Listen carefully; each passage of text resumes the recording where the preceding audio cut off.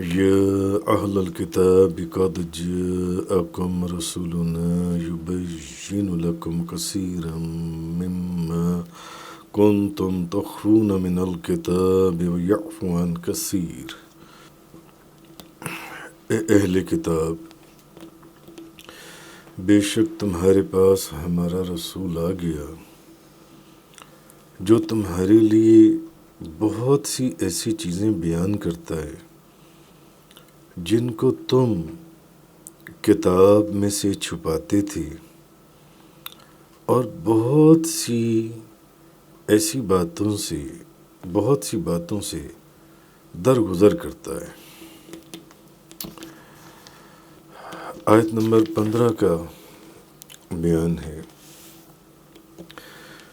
پھر اہل کتاب کو کہا جا رہا ہے کہ بے شک تمہارے پاس ہمارا رسول آ گیا جو تمہارے لیے بہت سی ایسی چیزیں بیان کرتا ہے جن کو تم کتاب سے چھپاتے تھے، اور بہت سی ایسی باتیں جس سے وہ درگزر کرتا ہے، چھوڑ دیتا ہے۔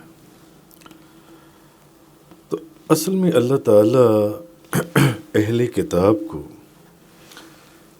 پھر اسلام کی دعوت دے رہا ہے،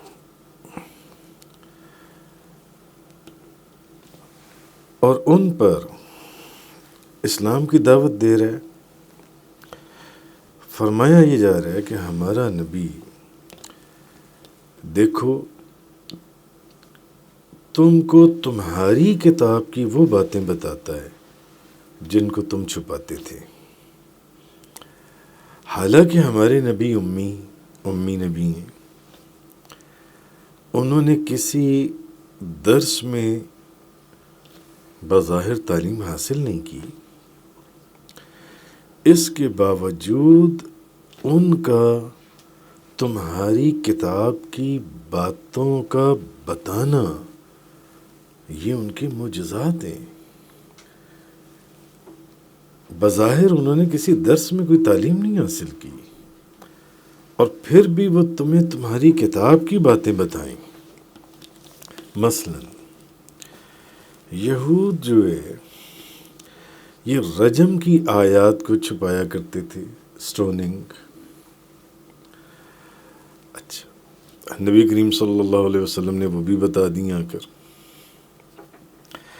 اور جن یہودیوں نے منع کرنے کے باوجود ہفتے والے دن شکار کیا، اللہ نے منع کیا تھا کہ نہیں کرنا شکار، اس کے باوجود اللہ اور اس کے رسول کی بات انہوں نے نہیں مانی، جس کی سزا میں ان کو بندر بنا دیا گیا۔ اس آیت کو بھی وہ چھپاتے تھے۔ تو نبی کریم صلی اللہ علیہ وسلم نے ان کو یہ باتیں بتا دیں۔ تو اب یہ جو باتیں وہ چھپاتے تھے، تو اللہ پاک فرما رہا ہے ابھی بھی وقت ہے، ایمان لے آؤ۔ حالانکہ انہوں نے کسی درس سے کوئی تعلیم نہیں حاصل کی، مگر وہ تمہیں تمہاری کتاب کی وہ والی باتیں بھی بتا رہے ہیں جن کو تم چھپاتے ہو۔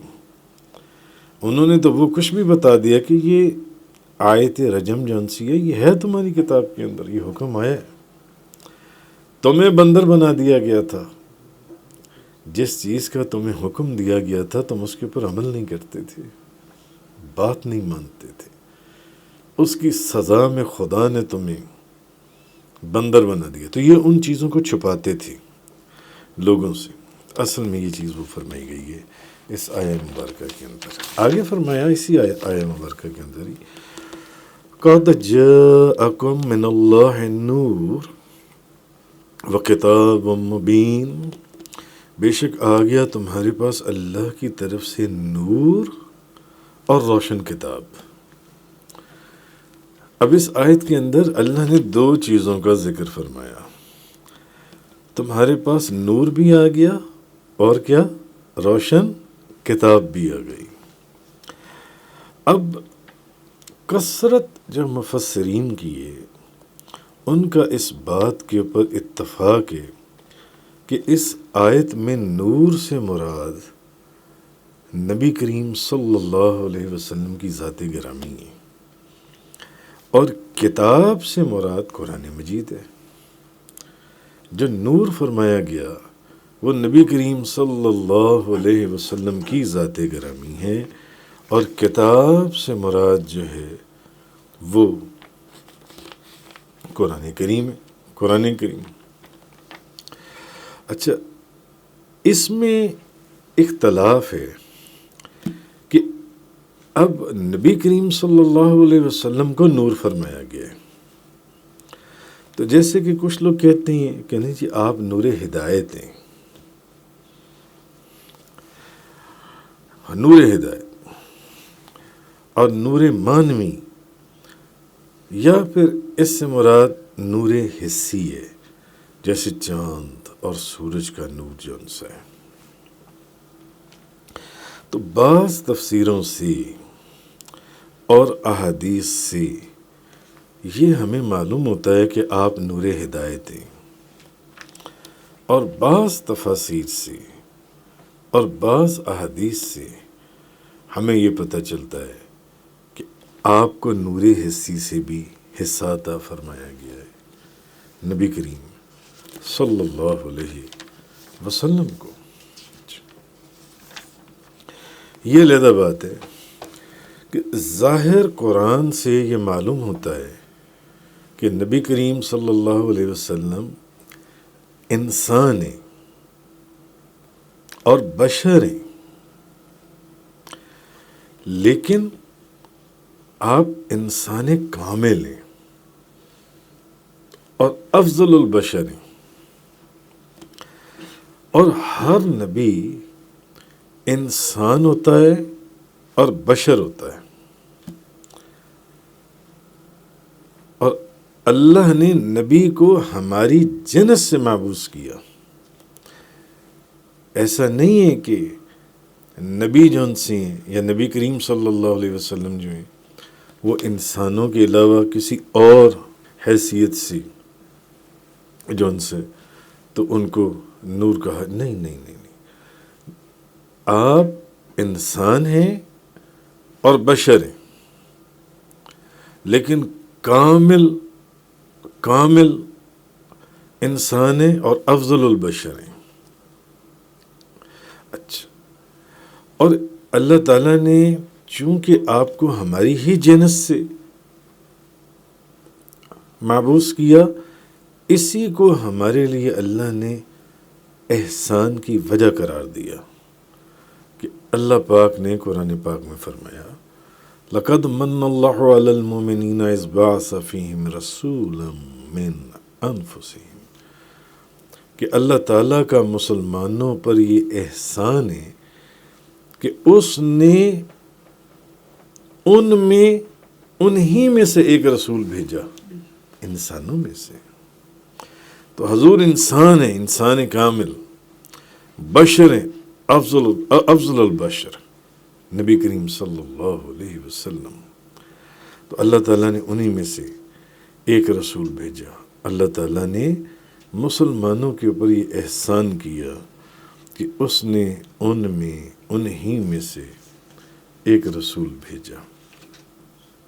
تو بظاہر قرآن سے یہ معلوم ہوتا ہے کہ نبی کریم صلی اللہ علیہ وسلم انسان اور بشر ہیں، انسانوں میں سے بشر ہیں نبی کریم صلی اللہ علیہ وسلم۔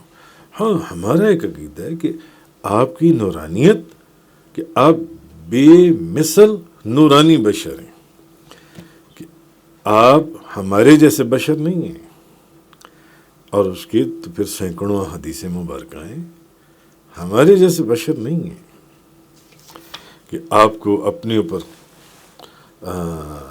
تشبیہ دی جائے یا خیال کیا جائے یا قیاس کیا جائے۔ تو آپ انسان کامل اور سید البشر ہیں، بشریت کے سردار ہیں آپ، اور کائنات میں سب سے زیادہ حسین ہیں آپ، سب سے زیادہ حسین ہیں آپ، نور ہدایت ہیں، اور نور حسی سے بھی آپ کو ایک وافر حصہ دیا گیا، وافر حصہ عنایت فرمایا گیا۔ اچھا، یہ تو دلیل تھی کہ لقد من اللہ علی المؤمنین اذ بعث فیہم رسولا من انفسہم، کہ اللہ تعالیٰ کا مسلمانوں پر یہ احسان ہے کہ اس نے انہی میں سے ایک رسول بھیجا اللہ تعالیٰ نے۔ مگر اب ذرا وہ دلائل جس میں آپ کے نور کی کہ نور حسی سے بھی اللہ نے آپ کو ایک وافر حصہ عطا فرمایا۔ تو علامہ ابو عبداللہ محمد بن محمد الفاسی المالکی وہ لکھتے ہیں کہ امام ابو عبد الرحمن الثقلی رحمۃ اللہ علیہ نے کتاب الدلالات میں نقل کیا، وہ لکھتے ہیں کہ اللہ تعالیٰ نے کوئی ایسی مخلوق پیدا نہیں کی جو اس کو اس امت سے زیادہ محبوب ہو۔ اللہ تعالیٰ نے کوئی مخلوق ایسی پیدا نہیں کی جو اللہ تعالیٰ کو اس امت سے زیادہ محبوب ہو۔ نہ، نبی کریم صلی اللہ علیہ وسلم کی امت اللہ کو بڑی محبوب ہے، اور نہ اس امت کے نبی سے زیادہ کوئی عزت والا پیدا کیا گیا ہے۔ نہ اس امت کے نبی سے زیادہ کوئی عزت والا، سب سے زیادہ محبوب امت نبی کریم صلی اللہ علیہ وسلم کی امت، اور سب سے زیادہ عزت والا نبی کریم صلی اللہ علیہ وسلم۔ ان کے بعد نبیوں کا مرتبہ ہے، پھر صدیقین کا مرتبہ ہے، پھر اولیاء کرام کا مرتبہ ہے۔ اس کی وجہ وہ یہ بیان کرتے ہیں، وہ کہتے ہیں کہ اللہ تعالیٰ نے حضرت آدم علیہ السلام کو پیدا کرنے سے 2000 سال پہلے آپ صلی اللہ علیہ وسلم کا نور پیدا کیا۔ حضرت آدم علیہ السلام کو پیدا کرنے سے 2000 سال پہلے اللہ تعالیٰ نے محمد صلی اللہ علیہ وسلم کا نور پیدا کیا، اور وہ نور عرش کے ستون کے سامنے اللہ کی تسبیح اور تقدیس کرتا رہا۔ پھر آپ صلی اللہ علیہ وسلم کے نور سے حضرت آدم علیہ السلام کو پیدا کیا گیا۔ آپ کے نور سے حضرت آدم علیہ السلام کو پیدا کیا، اور آدم علیہ السلام کے نور سے باقی انبیاء علیہم السلام کے نور کو پیدا کیا۔ تو اگر باقی انبیاء بھی حضرت آدم علیہ السلام کے نور سے پیدا ہوئے، تو آدم علیہ السلام تو خود نبی کریم صلی اللہ علیہ وسلم کے نور سے پیدا ہوئے، کہ معلوم ہوا ساری کائنات کا تعلق نبی کریم صلی اللہ علیہ وسلم کے نور سے۔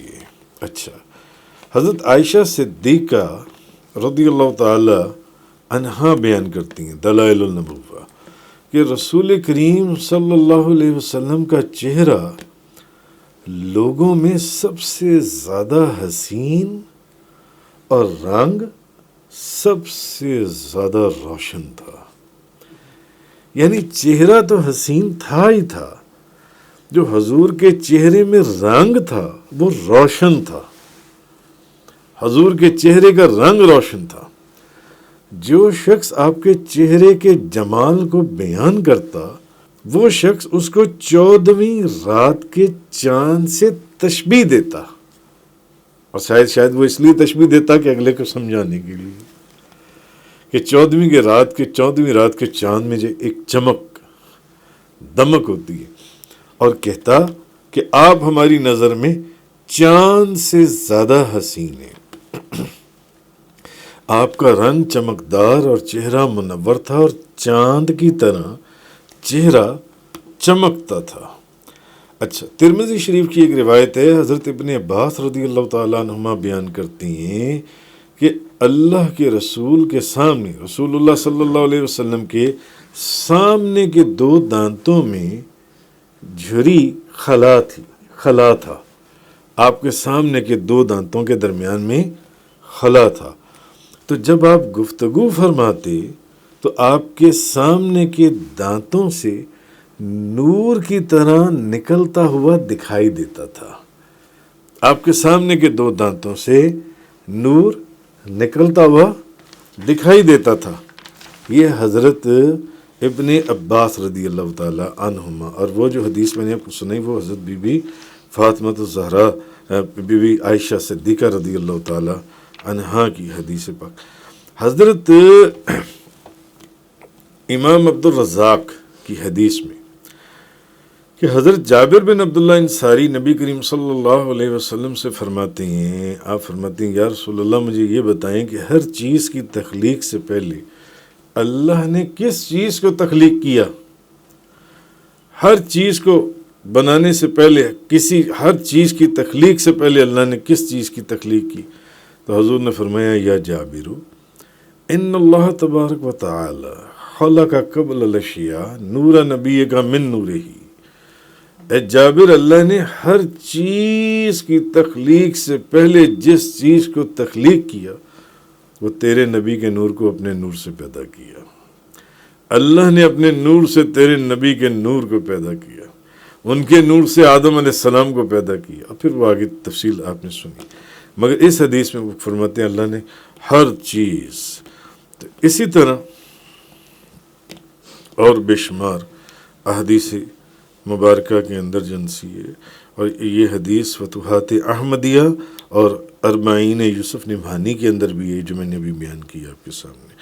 اسی طرح مشکات شریف کے اندر ایک حدیث آتی ہے کہ نبی کریم صلی اللہ علیہ وسلم کے 2 صحابی حضور کی بارگاہ میں بیٹھے ہوئے تھے، رات بڑی اندھیری تھی اور کافی دیر ہو گئی حضور کے پاس بیٹھے ہوئے، دونوں کے پاس 2 عصا تھے، سوٹیاں تھیں یا ڈنگوئیاں تھیں، اور وہ حضور کے پاس بیٹھے ہوئے تھے، اور جب وہ نکلے رات بڑی اندھیری تھی، تو جب حضور کے پاس بیٹھے تو اب یہ وہ نور حسی تھا جو آگے کہ وہ ڈنگوئی حضور کے جسم اقدس کو لگتی رہی، یا وہ پاس بیٹھے ہوئے تھے، وہ ایک ڈنگوئی روشن ہو گئی۔ رات اندھیری تھی، چاندنی رات نہیں تھی، اب دونوں نے آدھی رات کے وقت اپنی بستی کی طرف جانا تھا، حضور کی باتیں سنتے رہے، ایک عصا روشن ہو گیا، اور وہ روشن ہو گیا، وہ اس کی روشنی میں چلتے چلے گئے، آگے جا کر ایک کی بستی ادھر تھی اور ایک کی بستی ادھر تھی۔ اب عصا ایک کا روشن تھا، اس نے کہا کہ تمہارے تو عصا کے اندر سے نور نکل رہا ہے، یعنی اس میں روشنی ہے، تو میں کیسے جاؤں گا اندھیرے کے اندر؟ تو انہوں نے اپنا وہ عصا اس کی عصا کے ساتھ لگایا تو اس میں بھی روشنی آ گئی، تو وہ ادھر چلے گئے اپنی بستی کی طرف اور وہ ادھر چلے گئے اپنی بستی کی طرف رات کے وقت جو ان سے۔ انوار محمدیہ کے اندر ہے کہ بی بی حلیمہ سعدیہ جتنا عرصہ نبی کریم صلی اللہ علیہ وسلم بی بی حلیمہ سعدیہ کے گھر میں رہے، بی بی حلیمہ سعدیہ کو چراغ جلانے کی ضرورت محسوس نہیں ہوئی، اور آس پاس کے گھروں کے اندر بھی حضور کے نور کی روشنی پہنچتی تھی۔ اسی طرح ایک مشکات شریف کی حدیث ہے، خصائص الکبریٰ کے اندر ہے، خصائص الکبریٰ کے اندر بی بی عائشہ صدیقہ رضی اللہ تعالیٰ عنہ بیان کرتی ہیں کہ میں سحری کے وقت کچھ سی رہی تھی تو میری سوئی گر گئی، اور میں اندھیرے میں سوئی تلاش کر رہی تھی، مجھے سوئی نہیں ملتی تھی، تو اچانک نبی کریم صلی اللہ علیہ وسلم اندر تشریف لے آئے۔ عائشہ کیا کر رہی ہو؟ یا رسول اللہ کپڑا سی رہی تھی، میری سوئی گر گئی، ملتی نہیں۔ تو حضور مسکرا اٹھے، جیسے ہی مسکرائے تو پورا حجرہ نور سے روشن ہو گیا اور ان کو اپنی سوئی مل گئی۔ تو اب وہ جو میں نے آپ کو حضرت ابن عباس والی حدیث سنائی کہ نبی کریم صلی اللہ علیہ وسلم کے سامنے کے 2 دانتوں میں خلا تھا، اور جب آپ گفتگو فرماتے تھے تو آپ کے سامنے کے دانتوں سے نور کی طرح نکلتا ہوا دکھائی دیتا تھا۔ حضرت ابن عباس رضی اللہ تعالی عنہ آپ فرماتے ہیں، خیر آگے فرمایا یہدی بہ اللہ من اتبع رضوانہ سبل السلام ویخرجہم من الظلمات الی النور باذنہ وَيَهْدِيهِمْ إِلَى صِرَاطٍ مُسْتَقِيمٍ۔ اللہ اس کے ذریعے سلامتی کے راستوں پر ان لوگوں کو چلاتا ہے۔ کن لوگوں کو؟ جو اس کی رضا کی پیروی کرتی ہیں، اور اپنے اذن سے ان کو اندھیروں سے نکال کر روشنی کی طرف لاتا ہے اور ان کو سیدھے راستے کی ہدایت دیتا ہے۔ آیت نمبر 16۔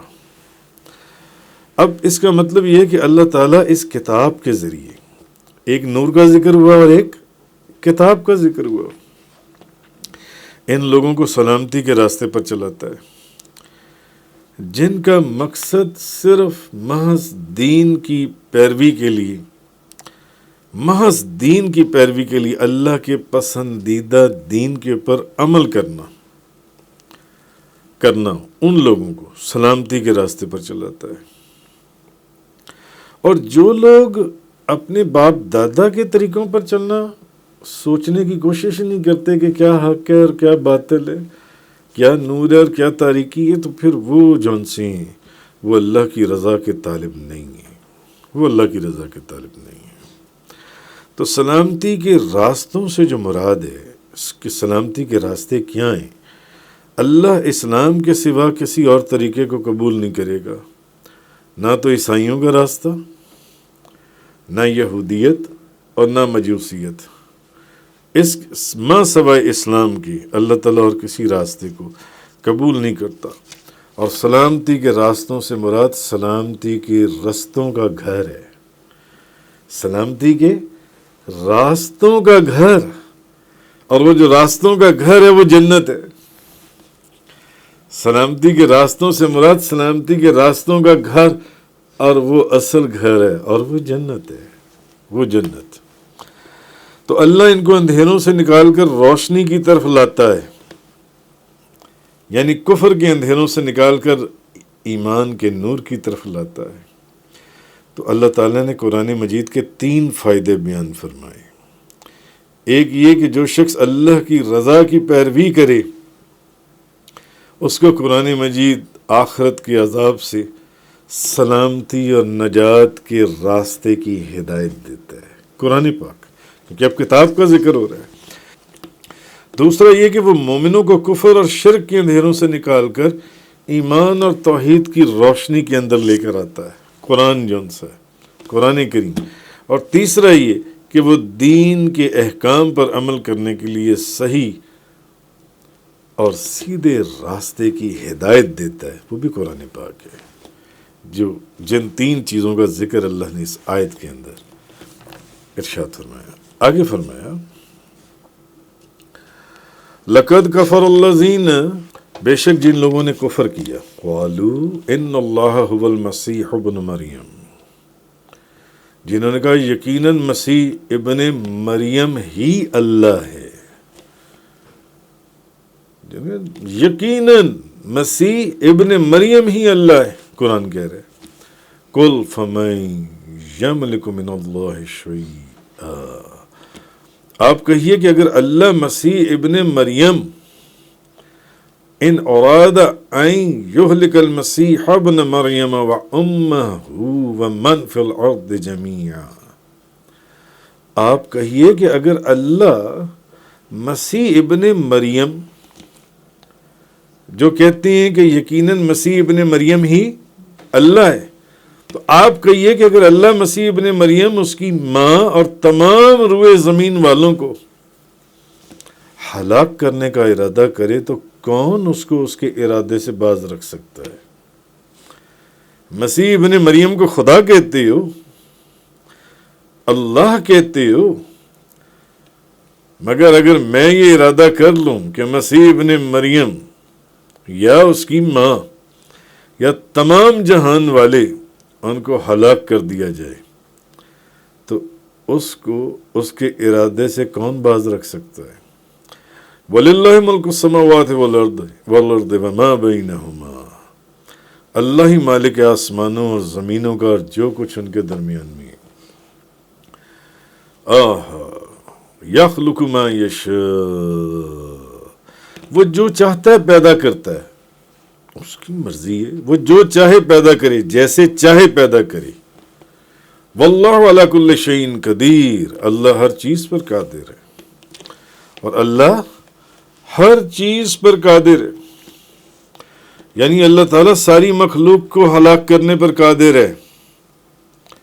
کوئی اس کے فیصلے کو رد کر سکتا ہے یا اس کے حکم کو ٹال سکتا ہے؟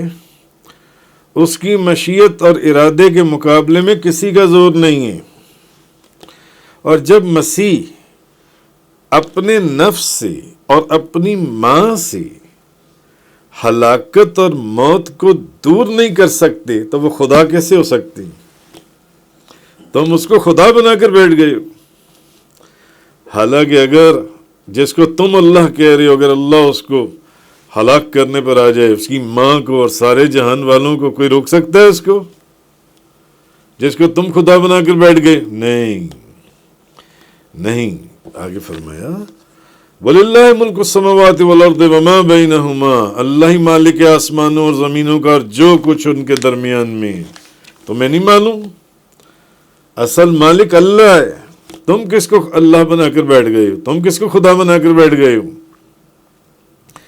اللہ حقیقت میں وہ ہے جو مالک علی الاطلاق ہے، اور اس کا تصرف آسمانوں اور زمینوں میں نافذ ہے، اور آسمانوں اور زمینوں کے درمیان جو کچھ ہے، وہ بھلے فرشتے ہیں، بھلے جن ہیں، بھلے انسان ہیں، جو جتنی مخلوقات ہیں، ان سب پر اللہ ہی کی سلطنت اور اللہ ہی کی حکومت ہے، اور اللہ ہی اپنے حکمت اور ارادے سے مخلوق کو عدم سے وجود میں لاتا ہے۔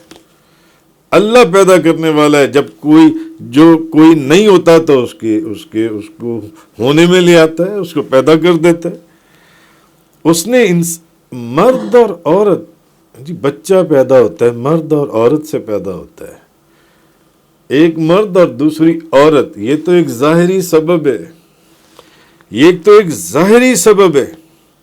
وہ چاہے تو مرد کے بغیر حضرت عیسیٰ علیہ السلام کو پیدا کر دے، خالی بی بی مریم سے، مرد کے بغیر حضرت عیسیٰ علیہ السلام کو پیدا کر دے، اور وہ چاہے تو مرد اور عورت دونوں کے بغیر حضرت آدم علیہ السلام کو پیدا کر دے، اور وہ چاہے تو عورت کے بغیر بی بی حوا کو پیدا کر دے۔ تو بظاہر تو لگتا ہے کہ نہیں، ایک عورت اور ایک مرد سے آگے یہ سسٹم اور نظام چلتا ہے، نہیں، یہ اس کی مرضی ہے۔ بغیر عورت کے حضرت حوا کو پیدا کر دے، بغیر عورت اور مرد کے حضرت آدم علیہ السلام کو پیدا کر دے، بغیر مرد کے حضرت عیسیٰ علیہ السلام کو پیدا کر دے۔ یخلق ما یشاء، وہ جو چاہتا ہے پیدا کرتا ہے، جیسے چاہتا ہے پیدا کرتا ہے۔ واللہ علی کل شیء قدیر، اور اللہ ہر چیز پر قادر ہے۔ تفسیر قرآن کا یہ لیکچر انگلش میں سننے کے لیے براہ کرم ڈسکرپشن میں موجود لنک پر کلک کریں۔